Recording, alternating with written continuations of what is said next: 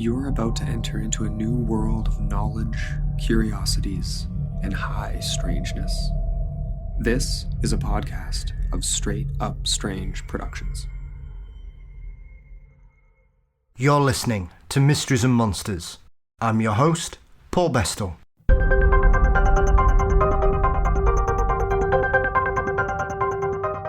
Welcome to Mysteries and Monsters. This week, Adam Benedict from the Pine Barrens Institute returns to the show to discuss his fabulous new book, Ghosts in Print. The book is a collection of newspaper articles from the United States going all the way back to August 1920. I love collections like this as it gives us both stories we may never have heard alongside reports that may only have reached 40 or 50 people in a local newspaper. Myself and Adam discussed several of the articles included in the book, from a ghost that was murdered, spoiler alert, it wasn't actually a ghost, to ghost cows that terrorised children and men, a ghost that forced a man home from a nightly walk, headless phantoms, a disturbing chimera, a couple of ghost fights, and a man annoyed by a ghost telling his wife that he was cheating on her. Clearly, the 19th century was a time for practical jokes. But as we ruminate on the chances of being beaten, shot, or even killed for some foolhardy Victorians, I'm sure you'll enjoy the cases we cover. Amongst that, we also look into Wisconsin's notorious Ridgeway Ghost, allegedly the most deadly phantasm to wander the Badger State. Ghosts in Print is a brilliant collection of accounts, articles, and crazy stories. So a big thank you to Adam for coming back to talk about the book with me today. As always, before we dive into that, you can support the show by signing up to our Patreon for $4 a month with extra episodes and early releases of the regular show. Our latest episode, Death by Cryptid, with Richard Freeman, is on there now. Check the show notes for the link to sign up and get yourself some extra Mysteries and Monsters. We're also on all social media platforms, Facebook, Instagram, Twitter, and please subscribe to our YouTube channel, which is now youtube.com/Mysteries and Monsters.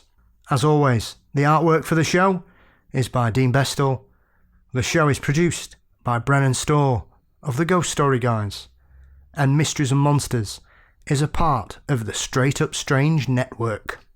Don't forget, next week is episode 100, and I hope you enjoy what I've got in store for you. But before that, let's get to our guest on episode 99. Pour yourself a stiff drink, sit down next to the fireside, and join myself and Adam as we discuss some peculiar paranormal encounters. Today, it is a warm welcome back to Adam Benedict, the creator of the marvellous Pine Barrens Institute, and after the success of Adam's marvellous Monsters in Print last year, he has now released a follow-up entitled Ghosts in Print. With hundreds of historical articles quoted in this bumper volume, it shows the never-ending appetite for the tales of paranormal stories. Adam, welcome back. Hey, thanks for having me, man. It's good to be back. It's a pleasure. It's nice to speak to you finally. Yeah, been quite a while. Yes, I'm glad to hear you and yours are all keeping well, my friend. I've noticed in the introduction for this volume, it seems that this was something that you've wanted to do for a very long time, but the book that is released now doesn't seem to be the book you originally envisaged it would be. Yeah, let me give a little background. So Monsters in Print was the first book, and that sort of came from where that came about from where I have found myself with the Pine Barrens Institute and collecting folklore and monster stories and such as that. So that arose out of that. And by how that one was created and received, it sort of opened the door to do ghosts. And it touched on, I've always loved ghost stories. I think everyone does, growing up. There's just something inside all of us that longs to be scared, and a good ghost story is. can stop anyone to listen. So I always had an idea that I'd love to do a classic, ghost story book, like the Gothic era, really spooky stories and stuff like that. But over time, especially with dealing with monsters and the PBI and all that, it kind of changed from a classic haunted house ghost story book, ooh, let's just pick this up on a dark stormy night to be scared, into more of a historical documentation that also blends that in a few cases. So it's parts, ghost story, but it's also parts true crime. It's part scientific investigation. So it expanded and it evolved what I originally wanted it to be years ago, but it's still, I feel it kind of held on to the original idea of it. It just also encompasses more, if that makes sense. Yeah, because I think, as you also mentioned, it is quite difficult, with the greatest respect to any other author. I'm not slagging anybody's other books off. It is very difficult to do an original book about ghosts these days, because, as you say, most of the well-known cases have been done to death. So it's difficult, I would imagine, to try and nail down stories. But with your background in research and investigation, Adam, I think that stood you in good stead with this, because, as you say, there's quite a lot of these stories that probably haven't seen the light of day for over 100 years because they've just been lost to the mists of time. Oh, for sure. Especially when you're pulling from an area or a town or a village or an unincorporated community, whatever you want to call it, depending on size. You might only have, at the time this was written, maybe 30 people who even read that particular publication, and the newspaper might have only been 2 pages long. And you have a ghost story that shows up in it, 30 people read it, the next one comes out the next day. No one ever talks about that again. So you're having all of these stories from all of these different areas who they kind of exist in this limbo now where they were created and they were just waiting for people to discover them yet again. So rather than trying to find modern stuff that, has been blasted into pop culture through reality TV and podcasts and web series and anything like that everyone's like, oh, this person's done this. Well, let's do it this way. Maybe give some more information on it. Let's do this way. You already know the story, but we found out more facts. The idea of getting to touch these stories that people just could never even imagine it's fun. It's kind of like being Indiana Jones, in a digital age where you look through all this garbage and old ads and old articles about, oh, there's a new lumber mill coming to town, but also, did you hear about the house down on this road that there's a ghost there and it manifests itself in the middle of the night with chains and stuff like that? It's like, that's fun. And getting to be able to get these out there so people can read them again, it's enjoyable. It just makes me happy. Well, it is, and I think, as we saw in Monsters in Print, some of these stories are, especially some of the early ones, there are some very loose tales of the supernatural, shall we say, and it does seem to be, there seems to be two easily identifiable camps in some of these early stories, that they're either 100% positive that it's clearly something paranormal and something from the spirit realm, and oh, you've never heard of a story like this before, or everybody involved in it's an idiot and it's somebody running about with a sheet on their head. For sure. One thing I've noticed with like the really early ones, and then you can kind of see it evolve throughout, the 100+ years that this picks from, is that in the beginning, the paranormal and the supernatural was used as a way almost like to advertise a location or, bring business into a certain area. Like there's one story in particular that the ghost comes back and the woman, she says it's the ghost of her dead husband, and the thing he tells her is, you got to pay your newspaper debts. It's like that was clearly created by the newspaper to remind people, hey, if you have an outstanding bill, you should probably pay it, or you might come back as a ghost. Ooh, spooky. Or, this particular hotel that's like, oh, did you hear we have a haunted room? No one's ever been able to solve it. And then, people will show up and it's like, I want to stay in the haunted room. So it wasn't taken seriously. And then it slowly started evolving where it's kind of like, wait a minute, this does seem like this might be an actual, paranormal event. This might not be just someone hoaxing or committing a crime or pulling a Scooby-Doo, on a particular group of people.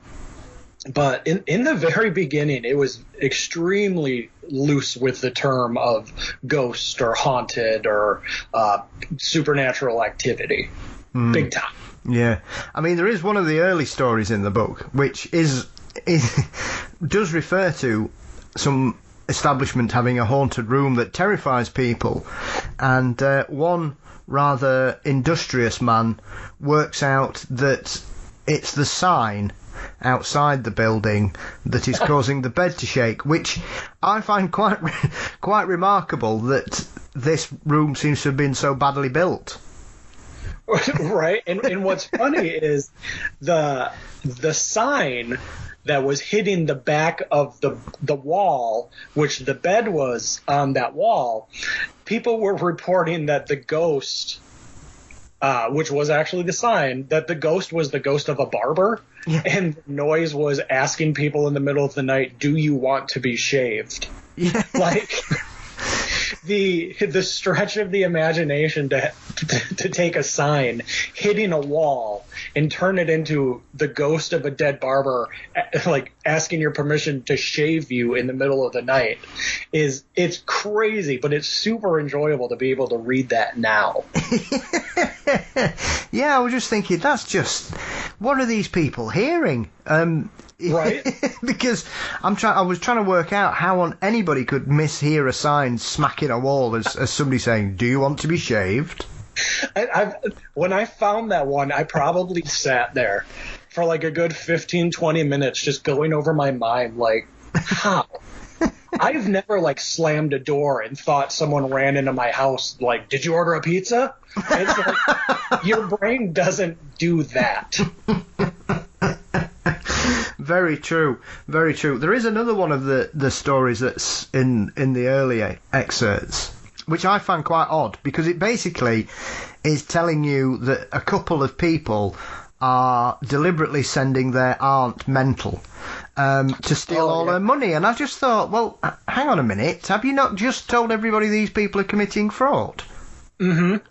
Yeah, the one where the guy wants to marry the girl, yes, but her aunt won't allow it, so they come up with the scheme that they're going to pretend to be a ghost and force her to allow them to marry, or else I believe they said she would die. The fake ghost said she would die if they didn't.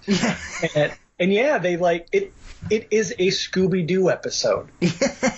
It's like, they don't care what happens to the victim. It's just like, haha, we caught you. You weren't a ghost at all. And now we can all celebrate and move on.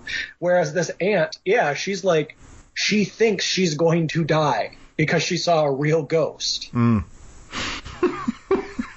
They were really as loose as they were with the term ghost back then, they were also extremely loose with what they defined as a crime.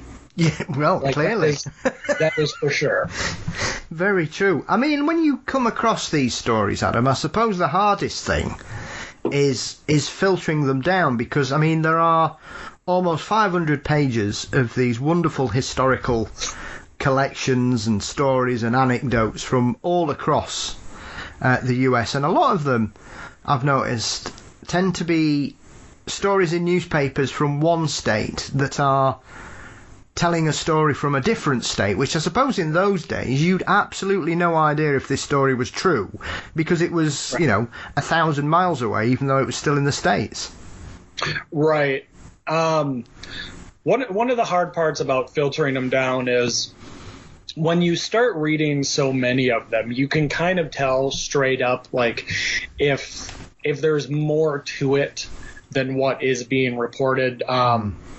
like with Monsters in Print, there was quite a few stories where they related the monster or the event happening maybe to a politician. Like they'd sneak those in there, like, oh, the monster in this river kind of has the same appearance of said politician from this state that we don't like.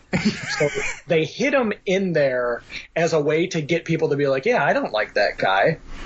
With ghosts, they did the same thing, but they usually did it against maybe not necessarily like one specific person, maybe like a group of people or a business in the area that they didn't like.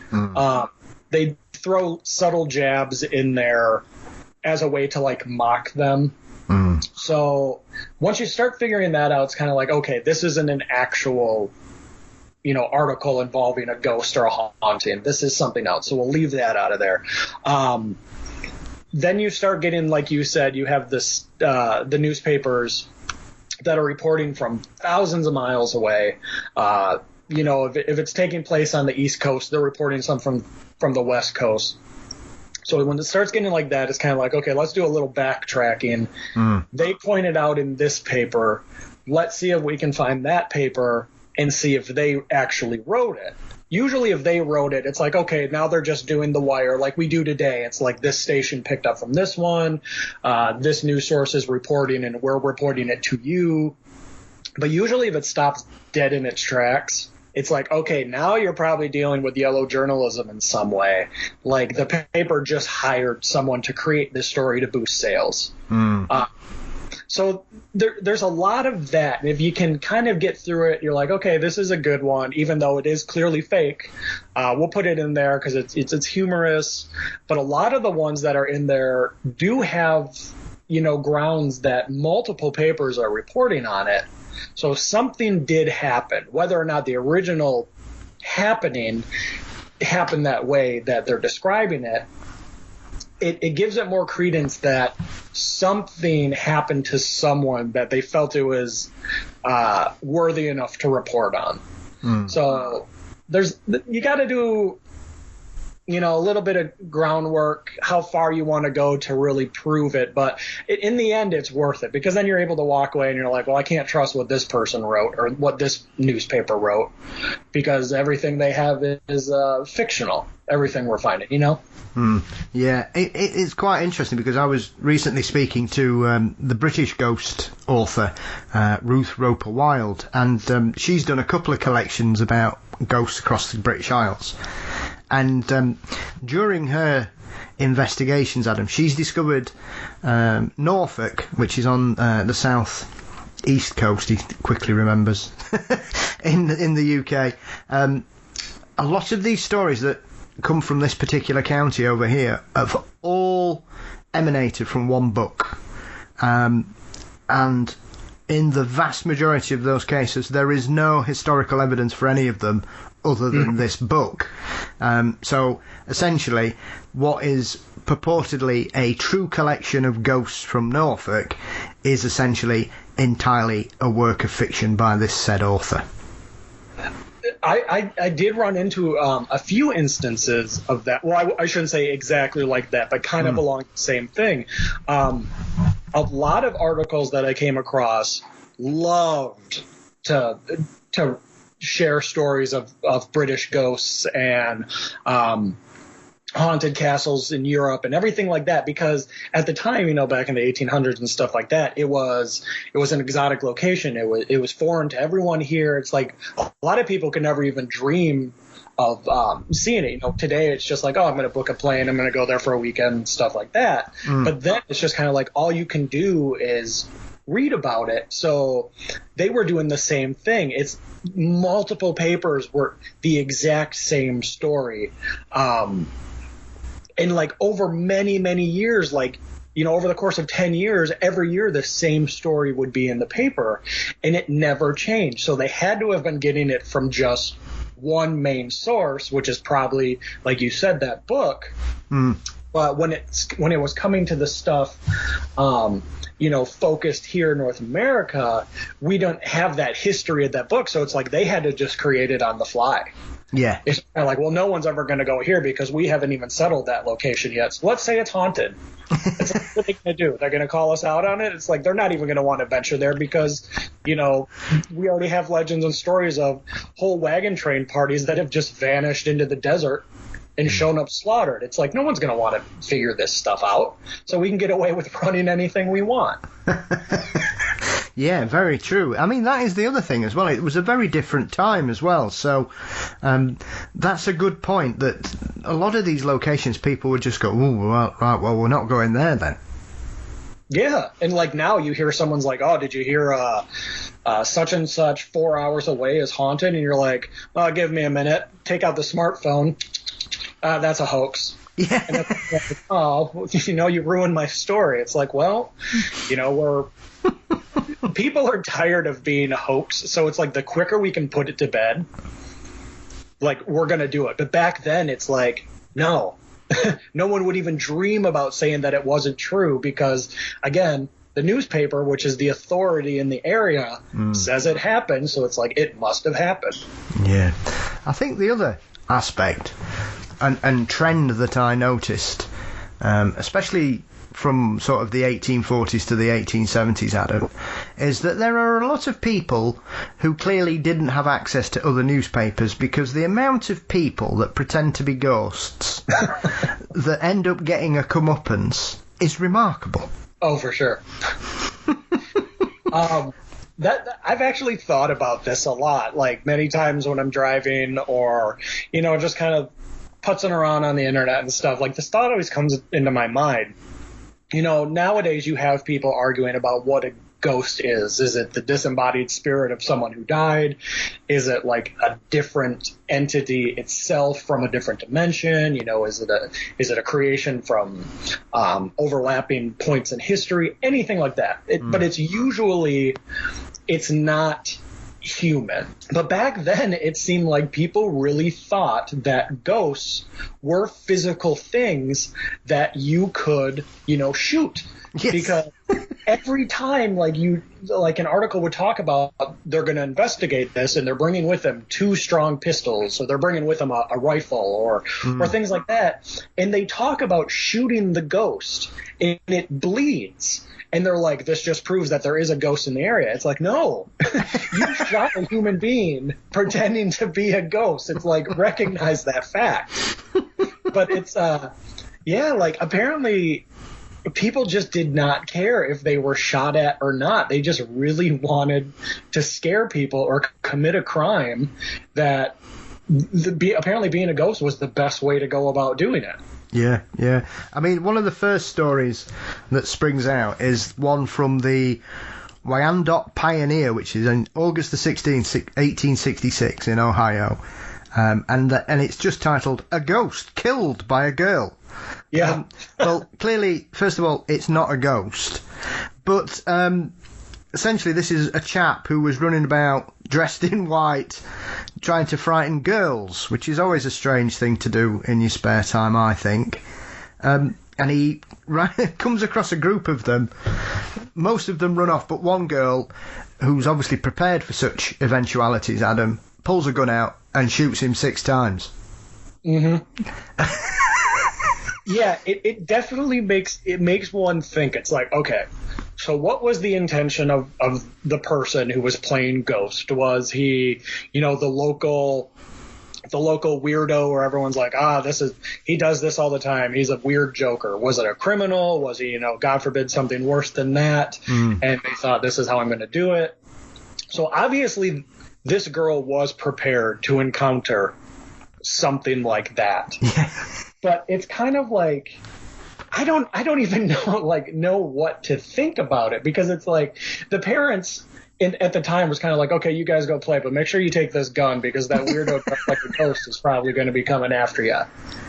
Yeah, I mean the last line of that story is remarkable, and to be fair, I can, as daft as it sounds, I can kind of understand where they're coming from. And it says, the sympathy of the people favoured the girl, and she has not been arrested. Right? When I read that, I was like, good. She shouldn't be. she got attacked by a ghost, and she did what everyone at the time, always talked about doing, and shooting it. Like, it's definitely a product of its time. You would not read anything like that today. Yeah, it does seem that was one of the key aspects of a ghost hunter's kit in those days was a sturdy gun.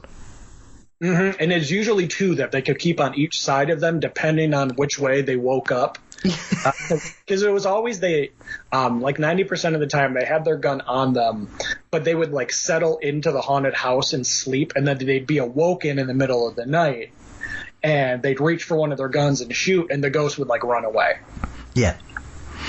Yeah, absolutely. I mean, there is another remarkable story, which is from 1906 and the Los Angeles Herald, which is titled "Gives Ghost a Black Eye." And this is one of those wonderful stories where it opens as many questions as the solution to this tale, Adam, because it's one of those places where people seem to be unable to cope living in this house where a ghost keeps visiting, which makes me think that this house seems to attract extremely nervous tenants, until one person rents it, and he's a very large and well-maintained chap who clearly looks after himself, and decides to give it a beating, where where he discovers that once again it is a local practical joker. And it says he observes a strange-looking, ghostly apparition bearing down upon him, but instead of fleeing in a fright, he struck the ghost with a crushing blow in the face with his fist, and the shrouded spectre fell in a heap on the floor with a yell of pain. And then he just carries on giving it a good kicking, till he pulls the sheet off, realises it's this young chap who says, well, I was just doing it for a practical joke. Right. It makes you think. It's like, apparently people back then, it was only two types of people. You were apparently afraid of everything and would run at the first sign of, anything that spooked you, or you wanted to fight anything. And it's like, this guy, for 90% of the time, luckily got everyone who was afraid. And then, of course, he got the big man named Duffy, who's like, I'm going to punch this ghost in the face. Like, that's what I'm going to do. And the kid was not expecting it. And it's like, of course, they never tell you what happens afterwards. Did he go to jail? Did he get in trouble? Did the cops bring him back home to his parents? It's just kind of like they leave it at that. And where you read it, you got to think of, being back in that time. You're just like, that would be a good joke. It's like you don't know what happens. They leave it open-ended, and that's what makes it more fun.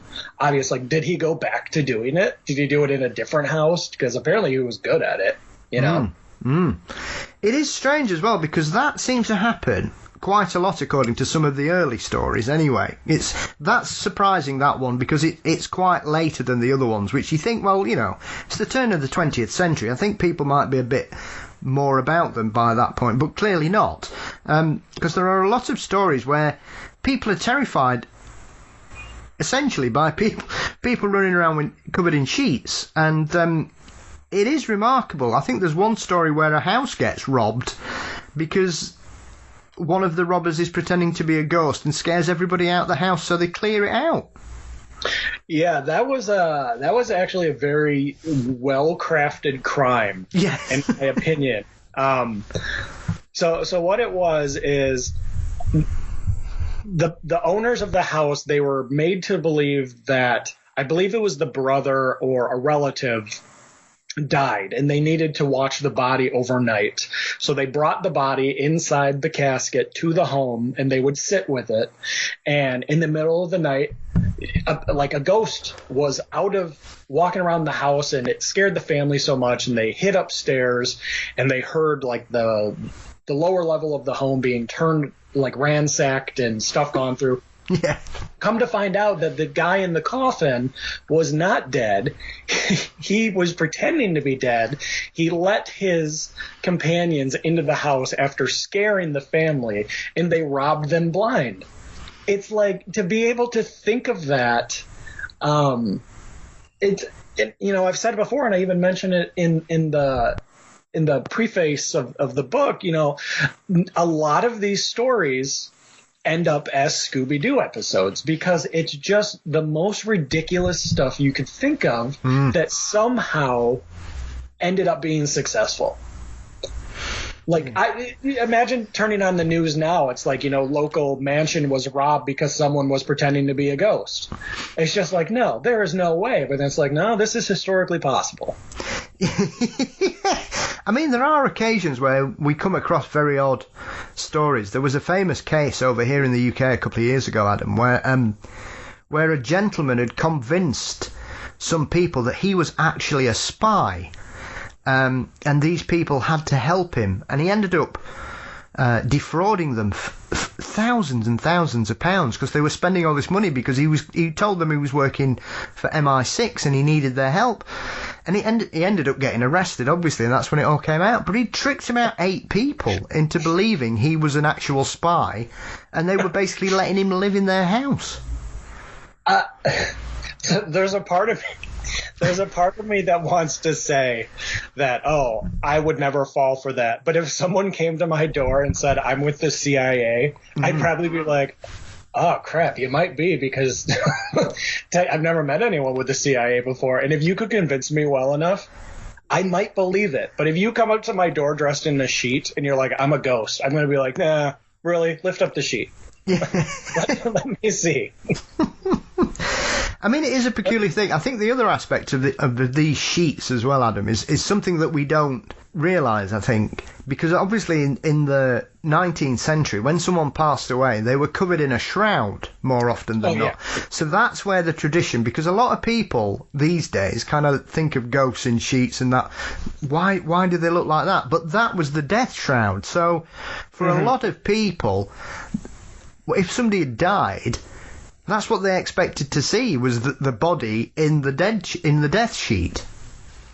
Yeah, it's definitely been that image has definitely been taken over by pop culture. With Beetlejuice did it fantastic. It's like, just throw these sheets on and scare the tenants of the house. So they did, and one of them's wearing a floral print sheet, or you have the classic cartoons where it's clearly just a white sheet. There's no use for it except to just flow. But like you said, back at the time, they would be put in the death shroud to preserve their to remain respectful to people, to preserve their image. And you don't want to see them in that deathly state, especially because modern preservation techniques of bodies today, they didn't have that back then. So you want to spare people the sight of a decaying body, possibly. So it kept their quote unquote purity of the person underneath it. But today it's just now, it's just something that's been lost, and people like to make fun of it. There's a really good movie that came out within the last few years called A Ghost Story, that stars Casey Affleck, and he ends up becoming a ghost, and what they use is the classic white sheet to represent the ghost. He's still clearly underneath it, but it's just that image on screen that when you see it, you're just like, your mind's like, yes, that's what a classic ghost looks like, just the white sheet. And if it's done well, it can look really good, or else it can look really humorous. And unfortunately for a lot of these stories, it comes across as very humorous by, when they point, it's just a guy under a white sheet. Yeah, and also that a lot of these tricksters as well in some of these stories seem to be very good on stilts, because there's a few of them that think that ghosts have to be 10 foot tall. I noticed quite a few stories where all the witnesses say, oh yes, the ghost was 10 foot tall. Yeah, they like to make them very large for some reason. And they like to make them very large, and they liked to make them very agile too. Like the ghost was always running, or the ghost was climbing something, or it would dive out of a window and then be seen again at the other side of the house. So you have to think the people who had to do this had to be extremely fit to constantly be jumping over things, running around things. and not like breathing heavily to let them know that it's just a person underneath it. I couldn't do that today. Like, I'd give up after the first like run up the stairs. I'd be like, you know what? This isn't worth it. I'm not a ghost, everyone. I'm just a robber. Yeah, mind you, I would imagine these people are so afraid if you did start heavy breathing, they'd think it was some kind of disembodied paranormal communication, Adam. Right. Whereas really you're just trying to catch your breath and go again. You read one where it says the master of the house was even more alarmed when the ghost asked him for a glass of water and took 5 minutes while he caught his breath. Yeah, I think there are another couple of stories that really stood out for me, primarily because they involve animals, and there seems to be quite a few stories that involve cows, Adam. Yes. The first one is the one where a ghost is seen to be riding a cow and firing hot balls of fire at a group of men that have come to challenge this ghost's reliability.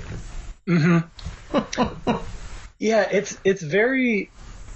When you start getting into the stories like that, this is just me personally, it's kind of like it starts reaching that point where when something is so ridiculous that it starts rounding about again to be true, it's like, why would someone ride a cow like that? And they had to have either been firing a gun or carrying a torch or something. And it's just like, you don't know what the cow is going to do. You don't know if it's going to, knock you off, if it's going to crush you, if it's going to run directly at the people. So it's kind of like, what kind of a person do you have to be to decide to use a cow like that? And then it's kind of like, well, maybe it actually was, like something we can't explain that decided to ride a cow. It's that weird gray area where it's so ridiculous that it just might, be authentic in some way. Maybe the newspaper enhanced it a little bit, but it's kind of like, would a cow be your first choice to ride at a group of people? Well, yeah, exactly, because if you're going to be honest, I suppose that's what perhaps, now I'm not saying it is, but perhaps gives it more credence, Adam, because that's an unusual choice of steed in the best of times, like you say, because riding a cow is probably quite an unpredictable task. Yeah, because you're not going to be able to train a cow to run forward like you would a horse. I'm not an expert on cows or anything, but I've never, seen someone who says, like my animal of choice in a getaway is a cow. Yeah, very true. It is peculiar because, like you say, that story is so strange. And because I think there are this group of men, supposed to be about 50 people, isn't it, that go to challenge this spirit. Yeah, it's usually the classic depiction of like a posse where it's like, we're sick of this ghost haunting us. We're going to go take care of it. We're going to grab the strongest men we have in the city. And then they go out there and they all flee terrified. Like every time.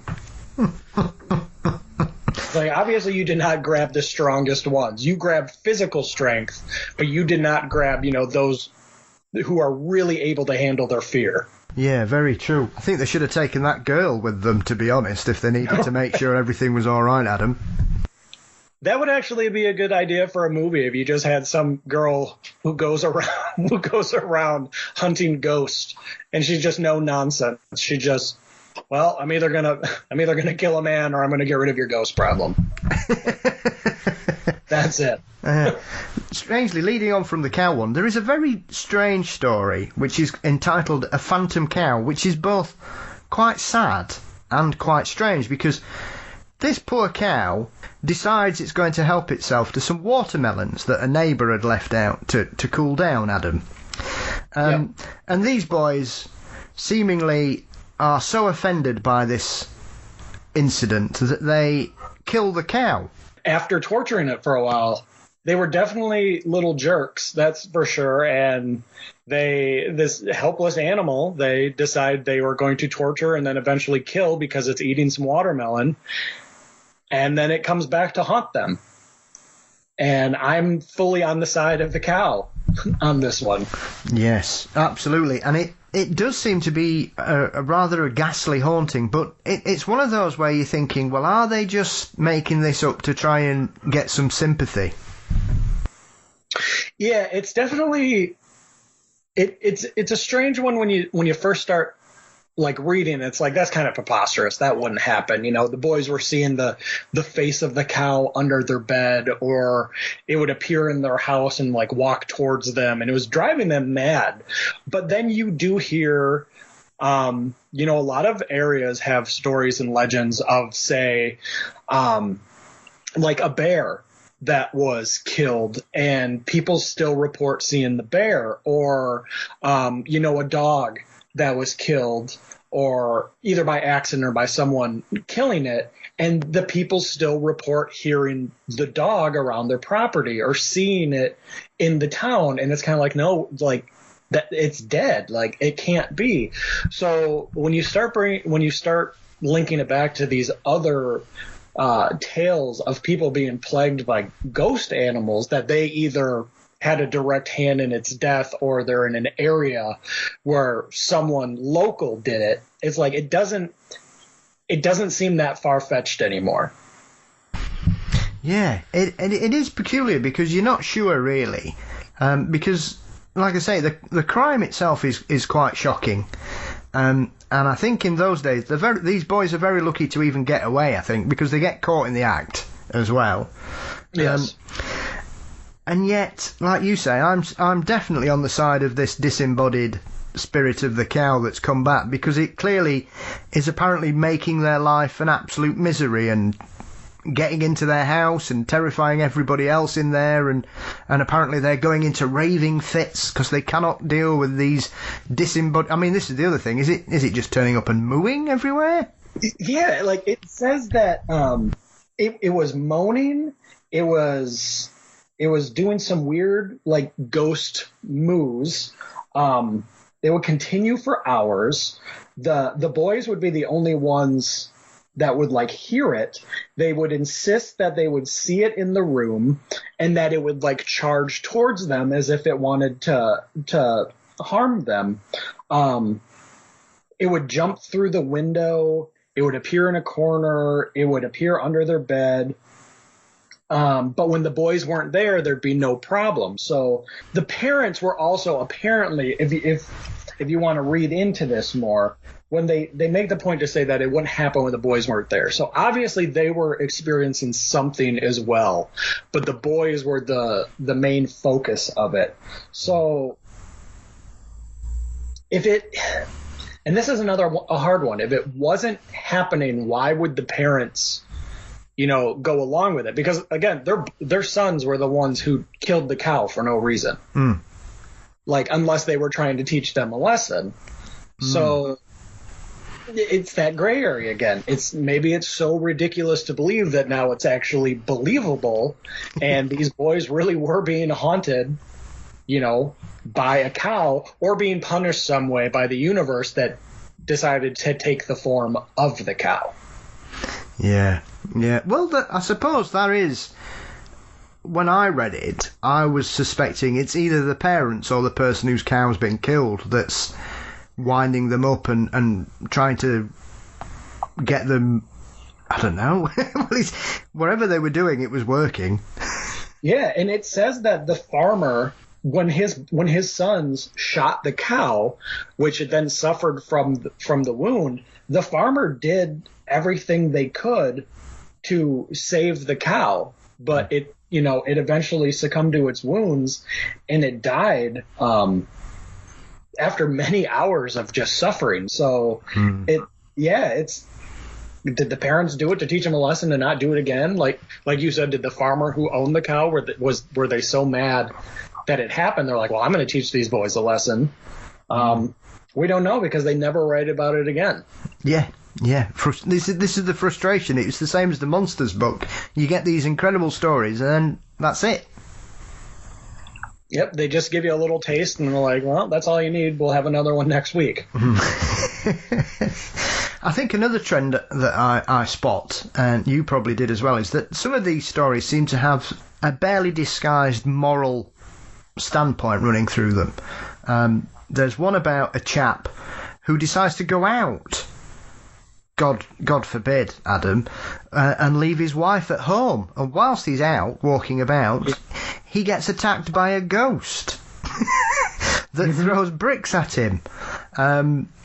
And he gets so frustrated and worried by this, he runs to get some police help, and when they come back, they can't find the ghost. But the last line essentially paraphrases that Mr. Franklin, who is this chap who is assailed by this strange disembodied brick-throwing entity on a street, will never again leave his wife at home until midnight. And I just thought, yeah, that's probably his wife. Right? Or there's another one along the same thing. I believe it was the guy who he left his wife in some way. I can't remember why, whether it was divorce or some act, but he then got assaulted in his house. They describe it as spiritual hands or unseen hands that attacked him violently within his own home. And I read into that as, okay, so the wife probably had some brothers that did not enjoy what this guy did, who then beat the crap out of him in his own home. And rather than, face the shame of it, he said he got attacked by ghosts. Yes. Yeah, and there's that moral in there. It's like, just don't do this stuff and everything will be fine. They apply it to drinking. They apply it to crime, petty theft, stuff like that. But yeah, it's always the same thing. It's like, maybe I shouldn't have been doing that in the first place. Yeah. Well, that particular story that's entitled "He Met a Spectre," there is a wonderful bit in it where the newspaper obviously gives us that people who see ghosts are feeble-minded in their opinion, because it says most ghosts are observed by women, spiritualists, or intoxicated persons. Yep. Can't trust any of them. They really like to point that out. That if you're gonna see a ghost, you're probably like under the influence of alcohol in some way.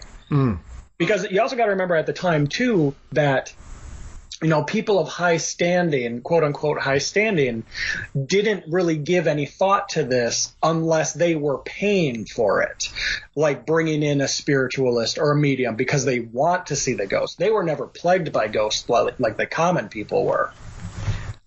They were never like assaulted by ghosts or anything like that. So it's kind of like they wanted to have that separation in there where it's like, if you're rich and if you're of high standing, you don't have to worry about this. A ghost won't bother you. Yeah. There is that as well, isn't there? And there is a few of these stories where, and like I say, these are, I think, what we would call these days puff pieces, because there's clearly some kind of message that they're trying to get through, like you referred to earlier about that ghost turning up about the woman who hadn't paid a newspaper bill. Things like that where people are encouraged to do the right thing, Adam. It's as though this spiritual encounter is essentially a modern fable with a message that is clear, which isn't that well hidden in some of them. Yeah. They do a Shyamalan twist pretty much in the story, and they hook you in the first part, and at the end they just twist it around and it's an ad for something. You had me in the first half. Yeah, there are some weird encounters as well. I mean, there are some wonderful ghosts in this book that don't really match what we expect. There's one which I was quite surprised that there aren't as many of these, Adam. Now, maybe that's something that wasn't very prevalent in America, because headless spirits are something that seem to knock about most well-known haunted houses in the UK. There's a long tradition in, especially anything to do with Henry VIII, because of the amount of people he liked to have their heads removed. So obviously headless ghosts are a speciality of anything to do with Henry VIII, usually either of the two wives that he had executed in that manner, and numerous other people that he just took a dislike to. Right. He was very keen on that kind of result, shall we say. So it's interesting when you come across them in the States, because obviously that's not a concept of even form of public execution that was used in the States at all. So it is unusual when you come across these stories from America about headless ghosts, because like I say, there doesn't seem to be that framework for them, Adam. Were you surprised when you came across them, or was it just, well, you know, I've seen hundreds of stories about other types of ghosts, it's to be expected that some of them would be headless? Not so much surprised, like you said, you know, with the historical context of it, that, you know, beheadings or in any way, either by law, like a sentence to death or murder or something like that, it wasn't very prevalent at the time here. So one would expect, okay, we're probably not going to see a lot of them. What is interesting, though, is that when you do come across a lot of them, when it involves around the States, they're typically tied in some way to like a railroad or a mining accident, because, you know, the railroad was the huge thing here. It's what united the country. It's what linked the coast and stuff like that. So, you know, if there was an accident around it, it's either, you know, a very terrible accident which results in the ghost. Either, you know, the ghost lost his head on the tracks, his body was split in half on the tracks, or a mining accident, you know. They usually don't say like really into the accident, but it's usually like something blew, or like a boiler blew, or a mine shaft caved in. But usually those types of ghosts show up from those events, the industrial events, which, you know, that's what was shaping the country at the time. And that's what a majority of people working on the time, that's what they were doing. So, you know, maybe there was a hidden message in there. It's like, hey, you got to play it safe because this is dangerous stuff you're doing. You don't want to end up like this guy. Or, you know, these ghosts were legit that did suffer, you know, terrible accidents doing this. And because that was the major industry at the time, you know, that's where they were all coming from. Very true. One of the interesting stories I found in the book is that the Wisconsin ghost that had allegedly been responsible for the death of 3 people, Adam. Yeah, the famous Ridgeway ghost. Yes. Now, is this an established haunting, or because, as always, as we mentioned earlier, one of the flags in this is that the newspaper that reports it is actually in North Dakota. So, the Ridgeway ghost, which apparently has terrified the area for decades, suddenly seems to ramp it up for some reason as well, because that's never really explained why it suddenly starts killing people either. Yeah, so being from Wisconsin, I can definitely say that the Ridgeway ghost is an established ghost. The story it's still told to this day, but what's unique about it is there's not one particular story about the Ridgeway ghost. What's consistent about it is the area in which it haunted. You know, in this case, they describe it as being pretty aggressive, and it, you know, resulted in the deaths of 3 people who crossed it in some way. But there's also other tales of it, you know, appearing to be like a ball of fire, coming across as just a normal looking person that vanishes. Sometimes it's described as being like a big hulking black shape or mass. So the ghost story has historical roots, but the ghost itself has different tellings of it. So it's a very unique ghost. So whether or not people just liked the ghost and would use it like, oh, we're gonna evolve the myth this way, and, you know, it's something to tell while we're drinking around, you know, when we're done with work in a cabin or something like that, or, you know, something was legitimately happening and people are just like, kind of like how today with like monsters or cryptid sightings, people are describing an event that's happening and they're saying it's coming from different things when it might actually be coming from the exact same thing. That's kind of what the Ridgeway ghost is. It's definitely an interesting one. It has ties back to some historical books from the time. Many newspapers around the area, mainly within Wisconsin, wrote about it, but few from outside of the state actually picked it up. This is one of the ones that's in the book, is one of the rare instances where another newspaper shared the story later.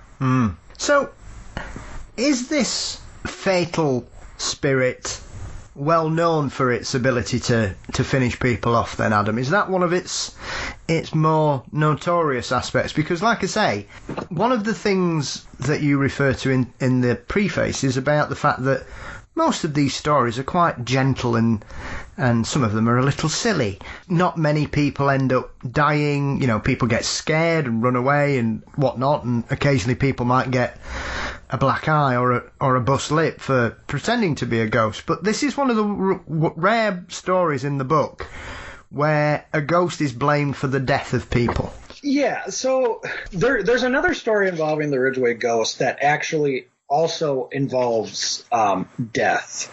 And I just pulled a book off my shelf entitled Wisconsin Lore, and it's written by Gard and Sorden, Robert E. Gard and L.G. Sorden. And it was written in the 1960s. And they also talk about the Ridgway ghost. There's a story involving it where it's got its own chapter in the book. The chapter is called The Ridgway Ghost and Other Curses, Haunts, and Queer Critters. And one of the stories that they're talking about is the Ridgway ghost goes on to take the form of two brothers that were killed. One of them, I'm just making sure that I have this right because I don't want to say it wrong and then someone's like, well, that's not how the story goes. So when dealing with the Ridgway ghost in this version, they're talking about a poker game. One night, 3 men sat down to a game of cards in the saloon when an unseen hand seized the deck and began to deal cards. The ghost showed up and began to play. They're saying this is obviously the Ridgway ghost. So in this version, the Ridgway ghost is, just kind of lighthearted. But another case that involves, a cabin at night with the Ridgway ghost, it's I believe 2 brothers who were killed by these men in a cabin. One was thrown into the fireplace and was burned alive. The other one was thrown outside during a blizzard and was frozen to death. And the ghost came back and they included it with the Ridgway ghost, saying the Ridgway ghost brought them back, or it was the ghost that was taking on the form of them. And they got into the cabin and harassed the men, causing them to die. Like, it took out revenge for the murder of these 2 boys. And they attribute that to the Ridgway ghost as well. So it might be an instance where they're just saying, oh, let's just lump this all together. It can all be the same thing. But history does have it recorded that the Ridgway ghost has killed multiple people in various ways through different forms. And like I said, there's multiple tellings of the Ridgway ghost in different stories in this book called Wisconsin Lore, which goes pretty in detail about what it is said to have done back in the day. How strange. That is very unusual, because more often than not, if you have a fatal encounter with a ghost, it's usually a one-off, Adam. It's not a serial killer, which this spirit seems to be. Yeah, it's like I said, it's definitely a unique one, which is why I feel that there's multiple instances where people are encountering different things and it's just being lumped all into the same thing. And they're just like, the Ridgway ghost did it. The Ridgway ghost did it. Yeah. And over time, it's just kind of grown in legend where it's like, this is a dangerous ghost to deal with.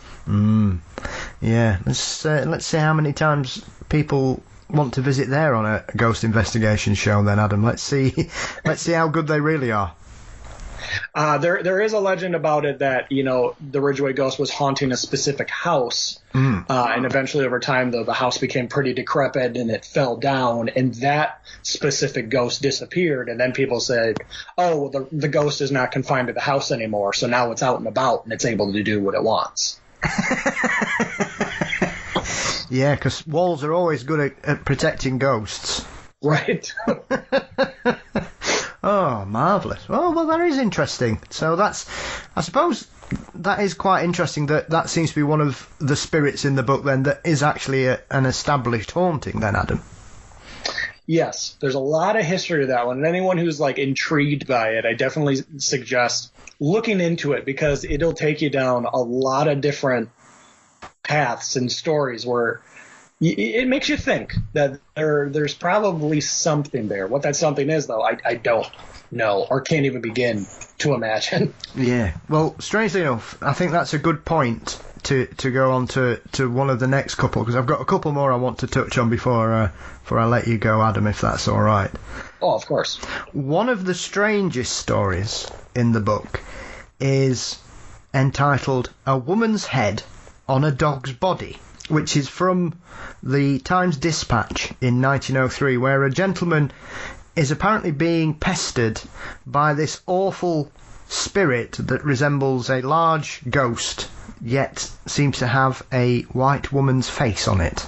Yeah. Now that's just such a strange encounter. Yeah, it's not something you really expect to read about, especially at the time. This is something that you would expect to read now, probably on some website like a creepypasta or something like that, but definitely not 1903. And what's interesting is that, in the story, the man who reports it is being kicked out off of a farm, I believe because he hasn't been paying his rent or whatever. But it's kind of he's saying the reason that he hasn't been able to leave, or he's leaving prior to being asked to leave, is that he's being plagued by this ghost. And it's kind of are you making up the story now because the law is involved? And you're like, well, this is why I didn't pay, and you can't expect me to pay if I'm being haunted by, this demon dog. To think if this thing is keeping me locked in my house. Or is it kind of focus on this problem so I can get away without having to pay? But again, it's one of those stories that it's so unbelievable that it's who would make that up?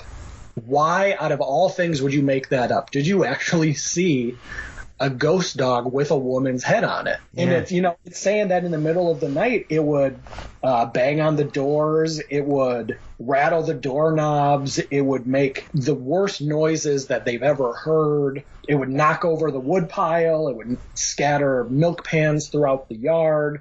And of course, the man who was plagued by this told the officers and even showed them the pistols that he armed himself as a means to protect himself from the ghost dog. So again, it's the man was hoping that if he had to fight this ghost, he was going to do it with guns. Yep. You're seeing a dog with a woman's head. Do you really think that guns are going to stop you?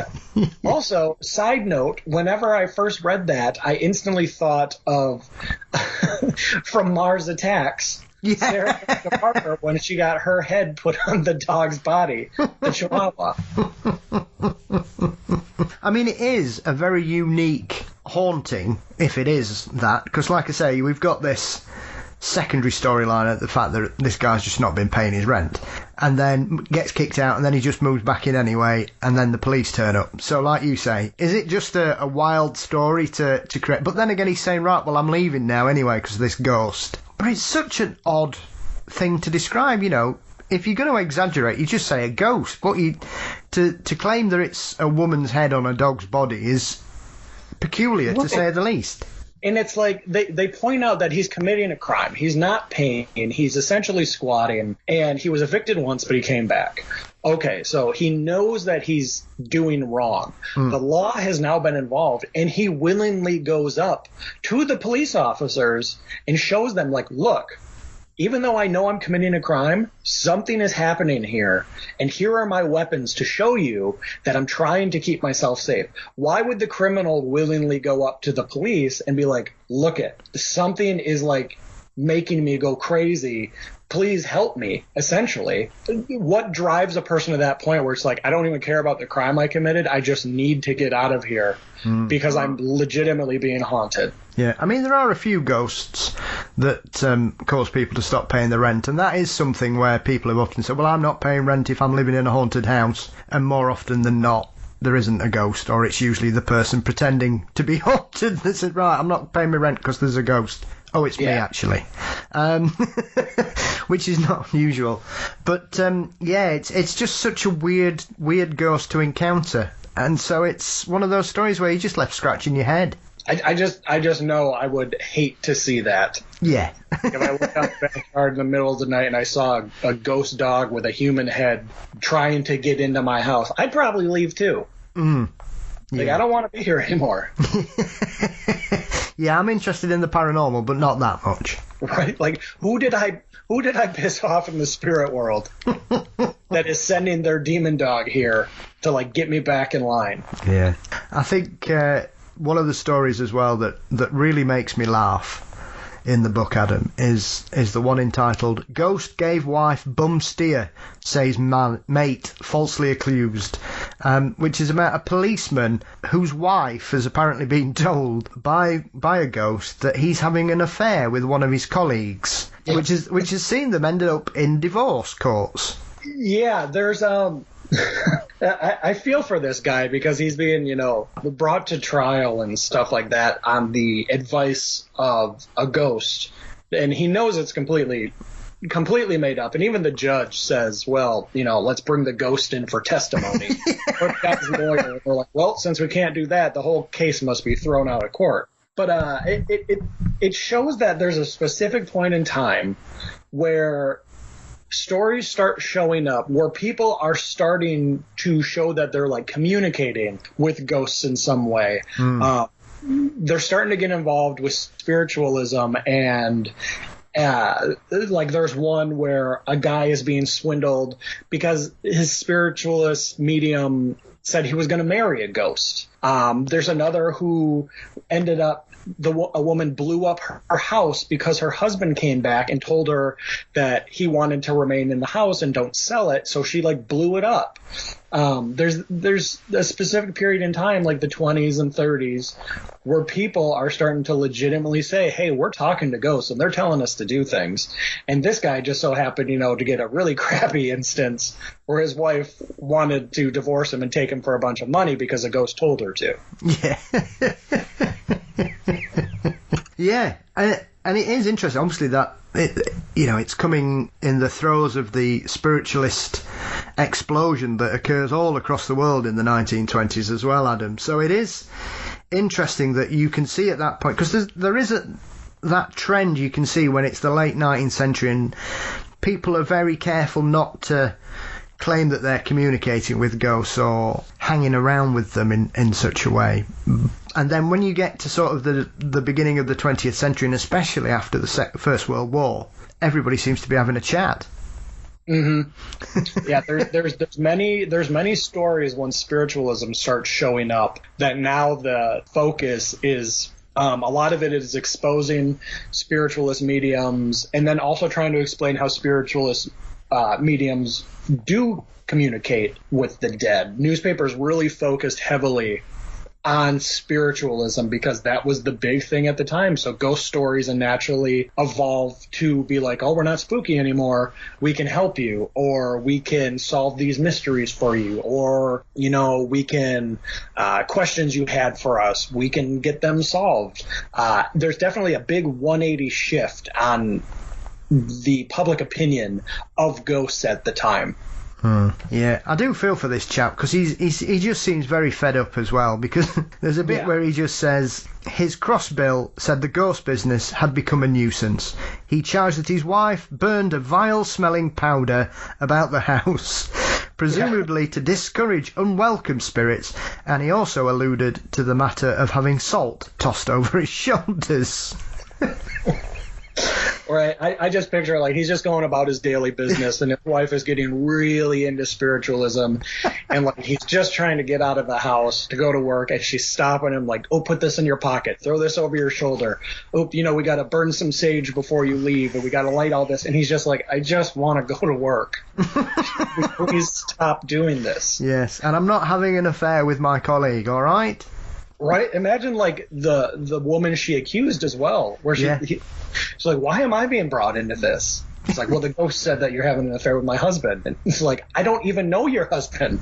Like, well, the ghost said you did. It's like, and to think that it made it all the way in front of a judge. Yeah. It's like, wow. I'm glad the judge, though, they're just like, no, there's nothing. No. Yeah, absolutely. Yeah. Never mind getting the ghost in front of them. I think they just need to go and find this spiritualist and drag her there. Right. Now, I was going to ask you about what you think. Two of my favorite stories in there. I want to know what you think of these ones. So the first one is about the miner who goes into the cabin and is assaulted by like giant disembodied hands that end up killing his dog and like can summon the dead in front of him. It's a haunted cabin. You know the one I'm talking about? Yeah. That's a really odd one because, I mean, obviously there's a sad part to it because obviously the poor dog gets killed. And you're like, well, is he just trying to make sure that nobody else comes up there? Or has he really just had a very strange experience? There are some of the stories, Adam, that are just really odd. And that's definitely one of them. Yeah, it's reported to have broken every bone in the dog's body and beats the tar out of this guy and almost kills him before his friends have to run into the cabin and pull him out. That one has always stuck with me for some. And again, I'm drawing a blank on the name. I can't think of it, but it stuck with me when I read it because it would just be terrifying. To go in there and just be assaulted like this. Yeah, and it is peculiar because, like I say, he seems very determined that this thing won't stop him, and like you say, he has to be rescued by his friends in the end. Yeah, I found it out. It's called Ghosts Handle Him Roughly. It's on page 210. That's the one. I was thinking, is it rough? I was thinking, I'm sure, is it Rough Ghosts? But I'm glad you said that. From 1893, West Virginia is when it took place. I'm glad I was able to find it because I wanted people to know the name. Yeah. Jeff Witherspoon is the gentleman involved, and he's another one that basically says, I don't have a belief in this. So he's giving it credence that, he's one of those people that's of a very balanced mind, Adam, and there would be no way that a man of such balance could fall for a prank. Yeah, he's saying that, he was able to see pretty much the images of the dead rise up in front of him and kind of reenact a murder in front of him, and then that's when the giant hands essentially grabbed him and started fighting him and trying to kick him out. There's another one that I wanted to bring up, and it's on page 420, and I want your opinion on this one because this is one of my favorites. Page 420, it's called Girls' Waists. Yes. And it's from 1913, and it's about the giant phantom arm that just shows up in people's homes, knocks all of the food off their table, lifts their stoves up, and then, squeezes the waists of all the women in the house. Yeah, it keeps giving them cuddles or putting its arm around their waist for no reason. Yeah, that's one that... Who in their right mind would make that up for some reason? Yeah, and it seems to be it's not one house either. Is there a few other houses that sort of neighbouring houses that are having this visitor? Yep, just one street or one area that this apparently there is described as giant. So I'm picturing an absolutely massive ghost arm that just shows up and is just there to embrace the women of the house, to give them a squeeze and then disappear. Really show its disdain for what they're having for dinner, and then vanishes. Yeah, absolutely. I like the bit where it says In rapid order, the Phantom Arm visited the Semplers, Kingsbrooks, Cartos and Donnellys. In each residence, the massive arm cut up queer capers. According to those that have been visited, however, it has never missed embracing the young women of the household. And like reading that, you're like, that sounds insane. Yeah. But then you kind of link it back. What is the story about the phantom hands that grabs the wheels of drivers? I believe it's from England, correct? Or somewhere around there? Yeah, there's a couple of them. There is a very famous one that is down in Cornwall, which is apparently a pair of hairy hands will often try and cause people to crash their cars or their motorbikes. It's like, could this be something similar? But it's just the weirder American cousin of the hairy hands. It's the big long arm. It is, yeah, well, exactly, because that's, once again, is peculiar, because it is just an arm. It's not a pair of hands or a spirit. It's just a massive arm. So, like you say, how big is this arm? I've actually discussed this with different people before, and a lot of the times the idea of it is, if ghosts are able to manifest, does it take so much energy to manifest a full body apparition where maybe it takes less energy to just, manifest a certain part? So maybe that they're only able to manifest either the hands or the arm, but because they don't have to waste so much time for the rest of the body, it's able to now move things. Like the hands are able to grab the steering wheel, or this arm is able to, embrace the women of the house. Maybe it's from, I hate to say it, maybe it's from like a predator when this person was alive, and it's doing what it did when it was alive. And that's what it came back to do. Maybe the hands, were someone who committed a crime involving, a vehicle or maybe a carriage at the time or something, and it's coming back to do what it did. All they need is that part that allowed them to do that. So maybe that's what's coming back. We don't know. Yeah. And it is surprising as well, because it seems to be, wherever it is quite strong, because you've got numerous witnesses, things being thrown about. I think it visits somebody's house and throws a stove in the air, which is some going as well. But I do like the bit where it visits somebody and they've got two daughters who both declared that it felt natural. Yeah, like it found them both and it always says like it was gentle about it. It wasn't rough in giving them like a squeeze around the waist. Yeah. Like, it knew what it was doing, which is also very terrifying to think about. This arm slithering through your house like, I need to hug someone. Yeah, well, it'd certainly be an interesting version of The Beast with Five Fingers, which is a famous horror film about a disembodied hand running amok. So, the Phantom Arm. I want someone to there's so many stories in here that I would love someone to film them just to see it play out on the screen. How they would represent that. I want to see that. Very true. I'd like to see Scooby-Doo explain that one. Right. Oh, I mean, it is just chock full of. Once again, Adam, it's one of those books where you can just pick it up and you can either lose yourself in it and just read some incredible stories, or you can just pick certain decades or anything, and you've got a brilliant index at the back as well that kind of points you in the direction of each state as well. So if you want to sort of start local and try and obviously stay away from the Ridgeway ghost, because obviously that'll only end one way, but anywhere else seems pretty good, so that's a good way to sort of collect them as well. So there are a variety of ways of digesting this marvellous book, my friend, and it is absolutely fantastic. I must admit, when I heard you were working on something else, I was really looking forward to it, and unsurprisingly, I am not disappointed. Thank you. It's fun for me to look for this stuff, and that's why I like doing it, because like I said, you're getting to find stuff that maybe someone hasn't read in over 100 years, and if people get to learn about a new ghost story or a new monster story, that's just better for everyone, because now you have more things to link newer things to. It's just another resource for people to keep learning about weird stuff. And that should always be encouraged. life needs to be weird.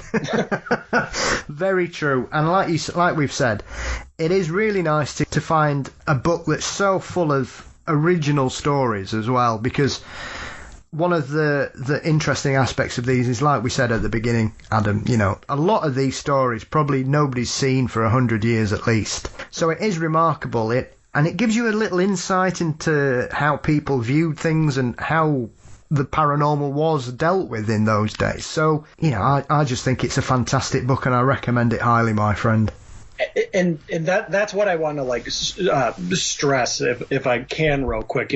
With these, because I like doing them, but I want everyone to know that in no way will either of these books try to convince you of a specific belief. Like, there's going to be no instances of you questioning what you believe in. There's going to be no instances of trying to dismantle something you believe in. These are literally just stories that enhance what you already believe in. If you believe that it's nothing but, hoaxes, there's instances where, yeah, there are. If you believe that all of this stuff is legit, again, there are instances where, yeah, these stories could be legit. It's just, if you have an interest in this in any way, you're going to find something you like within it, and you're going to have fun with it. That's all it is. It's, have fun with it, and, talk about it with other people, because you never know what you might think someone else thinks about it. They might have a different theory of what you do, and then you guys are talking about it. Yeah, absolutely. Well, it's brilliant, Adam, and like I say, it's always lovely to speak to you. So where can everybody keep up to date with your fabulous Pine Barrens work, and is there anything else in the pipeline? There is another work in the pipeline. COVID has definitely the quarantine lockdowns have given me a lot of time to think of things. There will be a third book in the in-print series. I'm not going to reveal what it is yet, but it has started. The creative process has started. Fantastic. But for everything else, pinebarrensinstitute.com, it's evolving into new things, focusing on cryptids. We're history of ghost stories, historical reports as always. Now we're also delving into mysteries and missing people. Just, the history that people might not know about is what I like to dig up. And if you go there, you can find links to the Twitter and links to Instagram and, the shop and all that. It's all at pinebarrensinstitute.com. Yeah, and a fantastic website it is, Adam, as I've mentioned many a time. It's wonderful. So Thank you. You can get the book on Amazon. Is it available anywhere else? It's available through Amazon, and it's also set up where if you go to a store and you want them to order it, they should be able to order it in and have it stock or whatever. I'm not sure. I just click the buttons and I hope that people are able to get it, pretty much. Oh, well, fantastic. I recommend it highly, and I would suspect if anybody's wanting a last-minute stocking filler, Ghost in Print is certainly worth every penny. Thank you. Well, Adam, as always, it's been too long, my friend. I can't believe it's been over a year since we last spoke. So thank you for joining me. I wish you all the best with the book and continued excellent work on your website. And thank you for joining me. Thank you for having me. It was a blast as always.